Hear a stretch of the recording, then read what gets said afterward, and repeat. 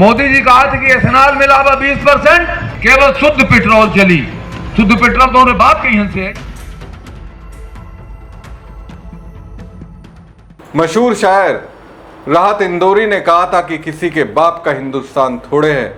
जिसने भी सुना उसने प्राउड फील किया और एक तरह से महसूस किया कि ये देश अपना है और इस देश से बेबाक होकर अपना हक मांग सकते हैं। लेकिन इसके इतर बीजेपी के एक सांसद ने सत्ता के अहंकार में एक ऐसी बात कही कि इंदौरी जी ने जो प्राउड फील बाप के नाम को लेकर कराया था, बीजेपी सांसद ने उसी परिभाषा को ही बदल दिया। और जब बदला तो लोगों का गुस्सा होना लाजमी है। बीजेपी सांसद का ये बयान जले पर नमक छिड़कने की तरह है। नमस्कार दोस्तों, मैं हूं परवीन सानी। दोस्तों, पेट्रोल पंप पर आप जाइए और पंप के जो सेल्समैन हैं या कहिए जो पेट्रोल आपकी बाइक कार में डाल रहे हैं, उससे पूछिएगा कि आपके पास पेट्रोल की कितनी वैरायटी है, तो वो बताएगा कि एक अपने पास प्रीमियम है, इसकी कीमत इतनी है, उसकी कीमत इतनी है, और तीसरा E10 है तो उसकी कीमत इतना है। यानी सरकार आपको ऑप्शन दे रही है और उसमें एक में आपकी जेब ढीली कर रही है, दूसरे में आपकी गाड़ियों की बर्बादी का रास्ता है। लेकिन दोस्तों, ये जो तीनों ऑप्शन है उसमें एक बात तो ये है कि कीमतें बढ़ी हुई हैं। क्योंकि समझने वाली बात यहाँ ये है कि अगर प्रीमियम के नाम पर पेट्रोल देकर ये सरकार आपसे लूट रही है, तो फिर जिस E10 और E20 की वजह से गाड़ियाँ बर्बाद हो रही है, उसके रेट तो कम होने चाहिए, लेकिन रेट कम नहीं है। दोनों ही ऑप्शन के रेट 100 के पार है। कहीं ना कहीं मुझे ऐसा लगता है इस सरकार ने पेट्रोल को उस कीमत पर पहुंचा दिया है। अगर कोई लेना चाहता है तो ले सकता है, लेकिन कीमत ज़्यादा अदा करनी होगी। पहले क्या होता था दोस्तों कि पेट्रोल की कीमत जब बढ़ाई जाती थी तो बताया जाता था कि भाई इतनी होगी तो इतनी हो सकती है। अब प्रीमियम के नाम पर पेट्रोल की कीमत बहुत ज़्यादा बढ़ा दी गई है। बाकी E20 और E10 के तौर पर आपके पास मिलावटी पेट्रोल है, यानी सीधे सीधे जनता की जेब पर डाका। एक तरह से देखा जाए तो सरकार ने चोरी जनता के विश्वास के साथ की है, क्योंकि यही सरकार थी जब सत्ता में नहीं आई थी, यही मोदी जी थे, यही अमित शाह थे, यही बीजेपी के तमाम नेता थे। जब वो सत्ता में नहीं आए थे तो वो कहा करते थे कि उनकी सरकार आने पर पेट्रोल की कीमत कम होगी और शुद्ध पेट्रोल मिलेगा। अब ये शुद्ध पेट्रोल देने को कह रहे हैं, मिलावटी पेट्रोल दे रहे हैं, और ऊपर से उनकी सीनाजोरी देखिए। उनके सांसद और मंत्री तर्क नहीं दे रहे हो, कुतर्क कर रहे हैं। गाड़ियों की देखभाल करने वाले, रिपेयर करने वाले लोगों से जाकर पूछ लीजिए कि एथेनॉल डालने की वजह से बाइक कार की स्थिति क्या हो रही है, वो बता देंगे। यहाँ तक कि आप पेट्रोल पंप वालों से भी पूछ लीजिए, जो सेल्समैन वहाँ मौजूद हैं, उनको भी पता है कि पेट्रोल में एथेनॉल मिलाया जा रहा है, लोगों की गाड़ियाँ खराब हो रही हैं, सबको पता है। लेकिन ये सरकार कहती है कुछ भी खराब नहीं हो रहा, सब कुछ ठीक है, इससे देश विकसित होगा, डिपेंडेंसी दुनिया पर कम होगी, पेट्रोल का आयात कम होगा, डॉलर हमारे पास ही रहेगा। वो डॉलर जिसको मजबूत करने के लिए सरकार अमेरिका के सामने नतमस्तक हो जा रही है।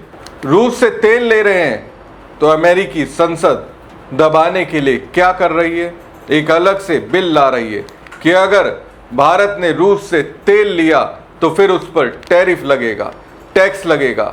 अपने वीज़ा और मास्टर कार्ड को मजबूत बनाने के लिए अमेरिका, उसके राष्ट्रपति ट्रंप क्या कर रहे हैं, UPI पर भारत पर टैक्स लगाने का दबाव बनाया, तो सरकार टैक्स भी लगाने के बारे में सोच रही है। 2000 रुपये से ज़्यादा का ट्रांजैक्शन करने पर अब शुल्क लगेगा। सरकार तर्क दे रही है कि ये शुल्क तो व्यापारियों पर लगेगा। व्यापारी क्या आपकी जेब से पैसा देगा, वो तो अपना भार जनता पर ही डालेगा ना। कई बार आपने देखा होगा कि जब हम छोटे छोटे व्यापारियों के पास जाते हैं तो क्रेडिट कार्ड लेकर तो 2% का बोलता है कि एक्स्ट्रा शुल्क लगेगा, या फिर कहते हैं UPI कर दीजिए या कैश दीजिए। अब उस UPI जिस पर टैक्स नहीं लगता था, उसकी भी स्थिति ऐसी ही होने वाली है। और ये सरकार कह रही है कि E20 इसलिए लेकर आई ताकि भारत की अर्थव्यवस्था मजबूत हो, हम अपने आप पर डिपेंड हो। इस सोच से कहीं ना कहीं ऐसा लगता है कि अभी E20 डाला, फिर उसके बाद E30 कर देंगे, फिर उसके बाद कुछ दिनों के बाद और ये सरकार रह गई तो 100 में से 100% इथेनॉल डालने की इजाज़त दे देगी। इस सरकार में दोस्तों कुछ भी हो सकता है, ये सोचने के लिए मैं इसलिए मजबूर हुआ, उसकी वजह रीवा से बीजेपी सांसद जनार्दन मिश्रा है। उसने जो बयान दिया है वो सुनिए। तो पेट्रोल तो बाप कहीं से आई, 20% हमारे यहाँ तेल होते है, 80% विदेश से ले ही थे। ओहू मां इस समय लड़ाई छिड़ गए है, होरमुज बंद है, और पंचे हूती वाले और बंद कर दी नहीं थे। 18,000 किलोमीटर के चक्कर लगा के तेल मिलल लाग।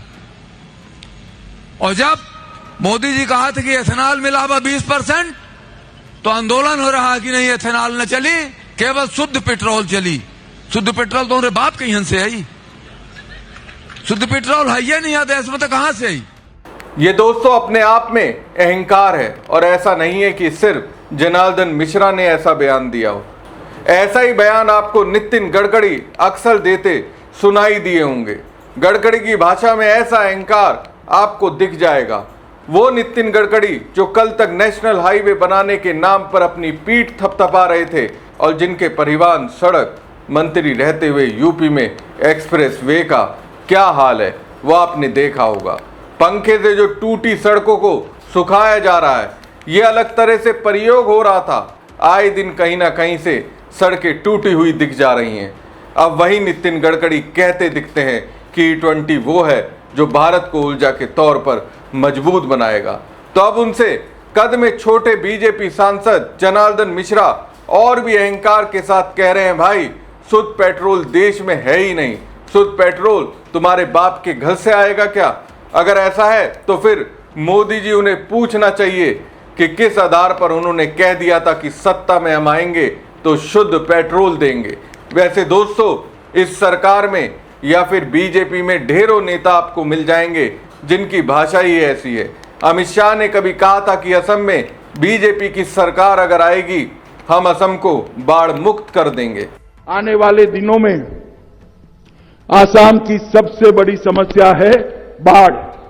मैं आज इस सभा के माध्यम से पूरे आसाम की जनता को आश्वस्त करने आया हूं कि एक 5 साल हमें और दे दीजिए, आसाम को बाढ़ मुक्त बनाने का काम भारतीय जनता पार्टी की सरकार करेगी। हमने सैटेलाइट इमेज से न केवल आसाम, पूरे नॉर्थ ईस्ट के इलाकों का एक सर्वे किया है और बाढ़ को बड़े बड़े सरोवरों में, बड़े बड़े तालाबों में कैसे बदला जा सकता है उसका नक्शा बनाया है। और ये बड़े बड़े तालाब और सरोवर जो बनेंगे तो यहां पर दुनिया भर का पर्यटन भी लाएंगे। हम बाढ़ मुक्त आसाम का वादा करते हैं। अमित शाह सदन में नहीं आ रहे हैं और ना ही वो असम जा रहे हैं। असम में हर साल भयंकर बाढ़ आती है। इस बार की विभीषिका तो पहले से भी ज्यादा है। ये अमित शाह का 2021 के चुनाव प्रचार का वीडियो है। बाढ़ मुक्त असम का वादा इन्होंने जनता से वादा किया था कि बीजेपी को 5 साल दें, वो असम को बाढ़ मुक्त बना देंगे। असम की जनता ने बीजेपी को न सिर्फ 2021 में 5 साल दिए बल्कि 2026 में लगातार तीसरी बार 5 साल दिए। और बदले में अमित शाह और बीजेपी ने असम को क्या दिया? सिर्फ धोखा। अमित शाह के इस वादे के बाद आज छठी बार असम बाढ़ से जूझ रहा है। इस साल लगभग आधा राज्य बाढ़ में डूबा है। सैकड़ों जानें जा चुकी हैं, लाखों लोग बेघर हो गए हैं, 40,000 हेक्टेयर से ज्यादा की खड़ी फसल बर्बाद हो चुकी है, हजारों मवेशी बाढ़ में बह गए हैं और अमित शाह दिल्ली में मुंह छुपा कर बैठे हैं। जनता का वोट मांगते वक्त बड़े बड़े वादे और सरकार बनाने के बाद गायब हो जाना, ये बीजेपी की फितरत बन चुकी है। संसद के अंदर यही तो हो रहा है। छात्रों पर उनकी पुलिस ने लाठियां भांज दी, लेकिन 20 दिन से अमित शाह संसद नहीं आ रहे हैं। अब दोस्तों जब मोदी, अमित शाह, गडकरी जैसे बड़े नेता अपने वादों को भूल जा रहे हैं जो उन्होंने जनता से किया था, तो फिर जनार्दन मिश्रा जैसे बीजेपी सांसद अगर ऐसा बोल रहे हैं कि शुद्ध पेट्रोल क्या तुम्हारे बाप के यहाँ से आएगा, तो फिर ये जो भाषा का स्तर है, ये जो अहंकार है, ये जो सत्ता का रुतबा है, ये उन्हें कहाँ से मिला है? ये प्रेरणा उनके बड़े नेताओं से मिली है। जनार्दन मिश्रा बोल रहे हैं, उन्हें पता है कि बोलने से कुछ नहीं हो सकता, उनका कोई कुछ नहीं बिगाड़ सकता, तो बकबका रहे हैं। लेकिन वो और उनके बड़े नेता ये बात भूल गए हैं कि 40 करोड़ से ज़्यादा जो युवाओं की आबादी है वो उनकी बातों को गौर से सुन रही है, नोटिस कर रही है। पहले से ही ये सरकार जो जनता के निशाने पर है, जनार्दन मिश्रा जैसे सांसदों के इस तरीके के बयान से इस सरकार पर और भी आफत आ सकती है और जनता के निशाने पर और भी तरीके से आ सकती है। जैन जी के डर की वजह से, विपक्ष की डर की वजह से अमित शाह 20 दिनों से संसद में दिख नहीं रहे हैं। संसद की कार्रवाई उन्हीं की वजह से चल नहीं रही है। विपक्षी सांसदों ने तो कह दिया कि जब तक अमित शाह संसद के अंदर नहीं आएंगे तब तक सदन की कार्रवाई नहीं चलने देंगे। अमित शाह को संसद के अंदर आना ही होगा, जवाब देना ही होगा कि लाठीचार्ज किसके कहने पर किया गया और आंसू गैस किसके कहने पर चलाई गई, ये उन्हें बताना ही पड़ेगा और उसी के आधार पर संसद की कार्रवाई होगी। बहरहाल आप क्या सोचते हैं कि पेट्रोल में जो मिलावट इस सरकार की ओर से की गई है और जिस तरह से मिलावट के बावजूद भी पेट्रोल के दाम में कमी नहीं आई है और प्रीमियम के तौर पर जो पेट्रोल थोपा गया है और E10 पेट्रोल जो पेट्रोल पंप पर मिल रहा है, उसके अलावा E20 वाला भी पेट्रोल मिल रहा है, ये सरकार जनता के साथ धोखा कर रही है, हमारे और आपके विश्वास के साथ छल कर रही है। आपको क्या लगता है? अपनी राय कमेंट बॉक्स में जरूर दीजिएगा और साथ ही पेज को लाइक और खबर को ज़्यादा से ज़्यादा शेयर कीजिएगा। धन्यवाद। मोदी जी कहा था कि एथेनॉल मिला हुआ 20%, केवल शुद्ध पेट्रोल चली। शुद्ध पेट्रोल तो उन्हें बात कही हमसे है।